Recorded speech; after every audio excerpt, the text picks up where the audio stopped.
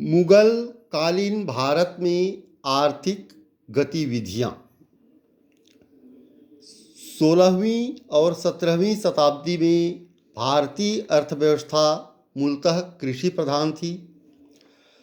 दूसरे शब्दों में कृषि के अलावा दूसरे आर्थिक क्षेत्रों जैसे व्यापार, लघु उद्योग आदि में अत्यधिक बढ़ोतरी के बावजूद इस समय की आर्थिक गतिविधियों का एक बड़ा भाग खेती पर निर्भर था और समाज के अधिकतर वर्ग अपनी आय के लिए उसी पर आश्रित थे। भारत एक विशाल एवं विस्तृत देश है और इसमें इतनी विविधताएं हैं कि यह कहना ठीक नहीं होगा कि हर जगह समाज का ढांचा एक जैसा ही था।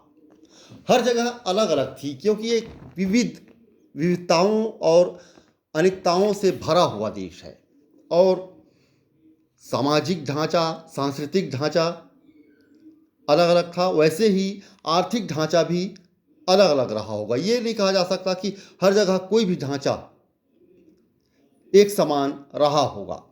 लेकिन मुगल शासन के अंतर्गत चूंकि सभी नीतियां केंद्र से ही लागू होती थीं, अतः सारी विविधताओं के बावजूद उस समय की संस्थाओं में एक मूलभूत समानता थी।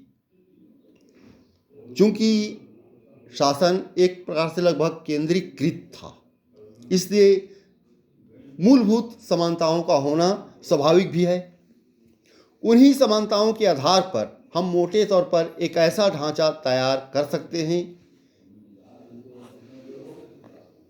जिन तत्वों की विवेचना हम भारतीय संदर्भों में कर रहे हैं और वे दूसरे समकालीन समाजों में भी मौजूद थी।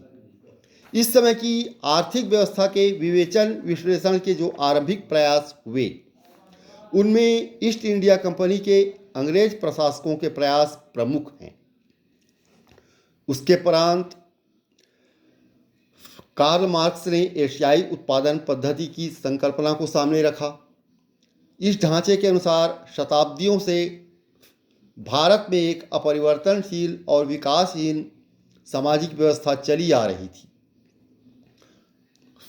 संक्षेप में उसकी मुख्य विशेषता छोटे छोटे आत्मनिर्भर गांव थे जो बाहरी दुनिया से पूरी तरह कटे हुए थे। इन गांवों की अर्थव्यवस्था में संपत्ति किसी की व्यक्तिगत मिल्कियत नहीं थी, अपितु पूरा समुदाय मिलकर ही संपत्ति का मालिक होता था। आज की तरह कोई व्यक्तिगत संपत्ति, निजी संपत्ति नहीं हुआ करती थी, वरन भू संपत्ति विशेषकर पूरे समुदाय की संपत्ति मानी जाती थी। इन सब के ऊपर एक निरंकुश राजा का एकाधिकार स्थापित था। बाद के शोधकारियों ने एक प्रकार से इस ढांचे की मान्यता को नकारने का प्रयत्न किया है। उन्होंने यह दिखाने का प्रयास किया है कि तत्कालीन भारतीय सामाजिक व्यवस्था इतनी अपरिवर्तनशील व अभेद्य नहीं थी। ये शोध कार्य अधिक विस्तृत एवं विश्वसनीय स्रोत सामग्री, जो कि तत्कालीन प्रशासनिक निर्देश पुस्तकों, दरबार के अखबारों, फरमानों और समकालीन ग्रंथों पर आधारित हैं, तत्कालीन अर्थव्यवस्था व उसमें पनप रहे आर्थिक संबंधों को अधिक नज़दीक से देखने का प्रयास करते हैं। इसलिए ये शोध ग्रंथ विश्वसनीय कहे जा सकते हैं। इस समय की अर्थव्यवस्था के नामकरण के विषय में भी इतिहासज्ञों में मतभेद है।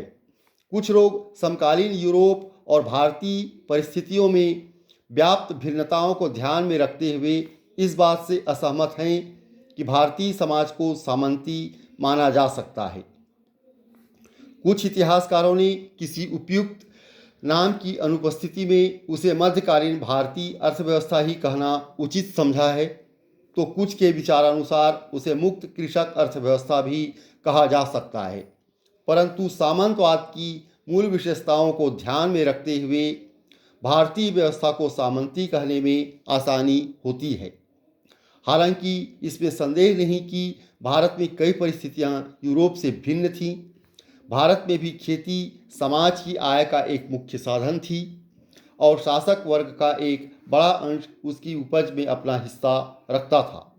अगर सामंतवाद के सीमित और कानूनी रूप को पश्चिमी यूरोप की विशेषता के रूप में ही ग्रहण किया जाए तो स्वयं पश्चिमी यूरोप में कई भिन्नताएं मौजूद होंगी और भारत से तो उसका तालमेल हो ही नहीं सकता। लेकिन सामंती कहने की आवश्यकता उस समय पड़ती है जब हम सामाजिक इतिहास के विविध युगों को समझना चाहते हैं और यह जानना चाहते हैं कि विश्व इतिहास में सामाजिक परिवर्तनों के पीछे किसी तरह के नियम काम करते हैं या नहीं। इस प्रकार किसी एक रूप में भारतीय अर्थव्यवस्था को नहीं मापा जा सकता और कुछ शोध ग्रंथ जो विश्वसनीय हैं उनके अध्ययन के आधार पर भारतीय अर्थव्यवस्था को एक प्रकार से पूरी तरह से यूरोपीय सामंतवाद नहीं कहा जा सकता, लेकिन एक सामंती अर्थव्यवस्था विद्यमान थी।